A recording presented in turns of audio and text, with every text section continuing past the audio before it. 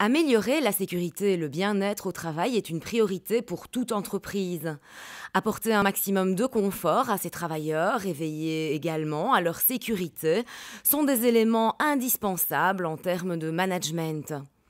Nous nous sommes rendus au colloque Safety, un colloque organisé par le comité provincial de Liège de promotion du travail. Celui-ci était consacré à la thématique de la prévention au travail. Philippe Humblé, secrétaire au comité de prévention et de protection au travail, nous expose le déroulement de cette matinée d'information. En fait, en matière de sécurité, on part du principe que seul on ne peut rien, mais qu'ensemble on peut beaucoup plus. Donc le but était de rassembler les acteurs de la sécurité, qui sont donc, comme je le dis, des maillons indissociables de la chaîne Safety. Donc le fait qu'ils puissent présenter en une dizaine de minutes leurs spécificités et leur savoir-faire et donc ce qu'ils font, et puis après donner la parole au public pour qu'ils puissent, puisque c'était pour moi la journée du public dans laquelle nous allons retrouver des conseillers en prévention, nous allons retrouver des directeurs de ligne de ressources humaines, nous allons retrouver des responsables de ligne hiérarchique, il y a peut-être aussi des syndicalistes, il y a des professeurs, il y a des élèves, donc c'est un public relativement large. Il faut savoir que la sécurité concerne absolument tout le monde. Chaque entreprise possède ses maillons de prévention, de sécurité et de bien-être. Mais qui sont-ils exactement ? Nous avons commencé d'abord par le directeur des ressources humaines de la province de Liège, qui a un rôle important évidemment, puisque ça commence déjà à l'accueil du nouveau travailleur, voir qu'ils sont en sécurité, la désignation du parrain, donc tout ce schéma est important, toutes les analyses de risque, les analyses de poste, les études de poste, etc.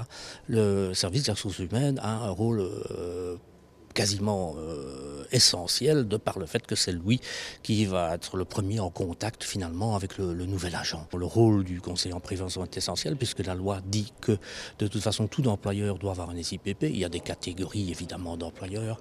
Ici la province de Liège c'est le plus gros employeur de la province de toute façon, donc on est une entreprise de niveau A. Donc là on doit tout faire dans le cadre des obligations et des missions qui sont définies par l'arrêté royal du 27 mars 1998.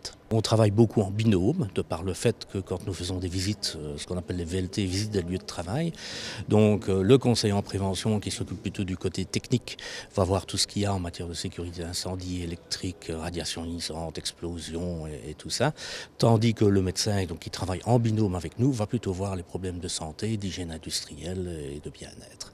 Voilà donc la raison pour laquelle on travaille, nous sommes deux partenaires indissociables dans le cadre de nos visites. Oui, donc on peut dire qu'en fait, tous ces services de prévention sont des intermédiaires et qu'en fait, ils travaillent en synergie. Tout à fait. C'est pour ça que je les appelle des maillons. Et pour que la roue tourne, il faut que cette chaîne fasse tourner les pignons. Et c'est la raison pour laquelle, comme je le dis, la résistance d'une chaîne se mesure à la force de son maillon le plus faible. S'il y a des maillons lâches, quels qu'ils soient, puisque tous les maillons, dans une chaîne, ils ont la même importance. Et s'il y a un maillon qui lâche, que ce soit le SIPP, l'employeur, les ressources humaines, on aurait pu éviter beaucoup plus de maillons. Mais évidemment, là, il m'aurait fallu une bonne grosse journée, en tous les cas. Si vous souhaitez en savoir davantage sur la thématique de la sécurité et du bien-être au travail, nous vous invitons à visiter le site www.promotiontravail-liège.be.